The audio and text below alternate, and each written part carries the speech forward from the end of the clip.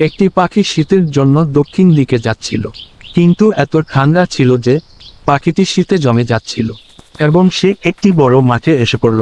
যখন সে মাঠে পড়েছিল, একটি গরু তার অবস্থা দেখে তাকে গোবর দিয়ে ঢেকে দিল। কিছুক্ষণ পর পাখিটি বেশ উষ্ণতা অনুভব করল। যখন গোবরের গরমে সে খুব ঝরঝরে হয়ে উঠল, আনন্দে গান দিয়ে উঠল।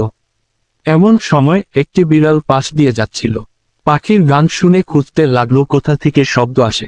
একটু পরই সে গোবরের কাছে আসে এবং সঙ্গে সঙ্গে গোবর খুঁড়ে পাখিটিকে বের করে তার আহার সারে।